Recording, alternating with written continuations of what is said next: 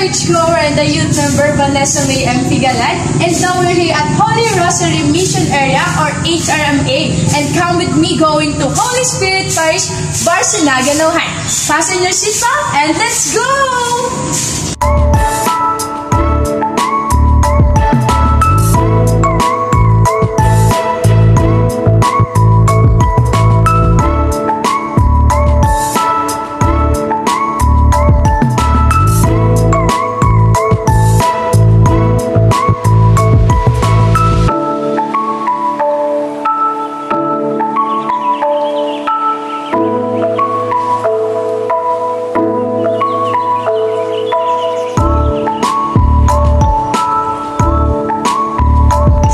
We're here at Holy Spirit Parish, Barcinaga, Nauhan for the inaugural meeting of social communication.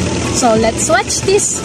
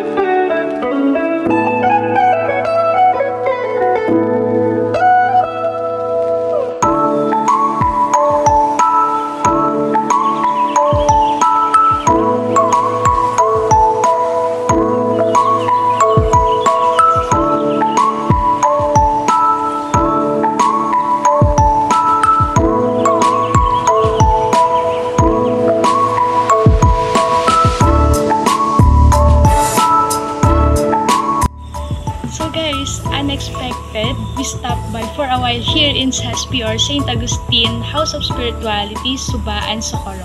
This place is one of my dream place to visit here in Oriental Mindoro. So guys, watch this.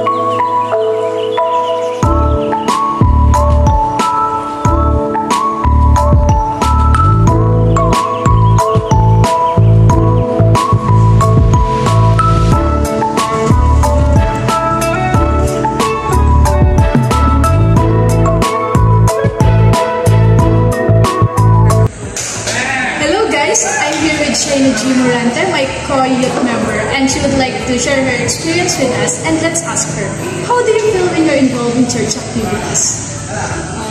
I can't define what specific emotion I've always felt in involving church activities, but on top of that, I felt happiness, enjoyment, and overwhelmed because being involved in church activities is something that I can be proud of. Because despite of everything, I still and always trust him. Okay, thank you, China. So as you can see, I've changed my shirt to be formal for conducting a short interview. So watch this. So right now, I'm with Tito Randy Boy M. Riana, also known as Tito Yet, the Youth Advisor of Holy Rosary Mission Area. So I have a question for you po. What motivates you to attend church regularly, and can you describe a memorable experience you've had at church of being a youth advisor? Okay, ang nakaka-motivate sa akin ay kung kayo andito lagi ako sa simbahan every Sunday, and kahit walang misa at kahit ako lang mag-isa dito, bilang utang na loob ko sa mga blessings na ibinibigay ni Lord ay Kaya lagi ako nandito na yun ang nakaka-motivate sa akin dahil bilang pagpapasalamat sa Kanya.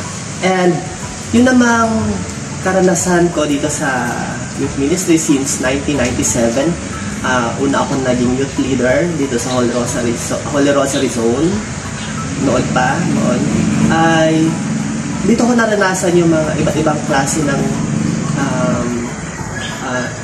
yung nararamdaman, alam mo yun, yung overwhelmed ka minsan, sa sobrang blessings. Minsan naman, umiiyak ka kasi yung mga kabataan sa ngayon, sobrang silang, ang hirap talaga nilang encourage para pumasok sa simbahan. Kasi sabi nila, baduy daw sa simbahan. Pero ang para sa akin, ito yung pinaka-the best na service. Ito yung pinaka-the best na gagawin natin sa buhay natin bilang kabataan. Ang maglingkod sa Diyos, maglingkod sa simbahan, at ang maglingkod sa kapwa-kabataan. Kaya, yung karanasan ko ng gano'n, binaliwala ko lahat yan kasi it's a part na service natin as bilang lingkod kabataan. So, umiyak, masaya, tumawa, nandito lahat ng nararamdaman. Kaya, bilang yung karanasan na yun, yun ang nagpatatag at nagpatibay sa akin kung hanggang kaya andito pa rin sa Thank you po.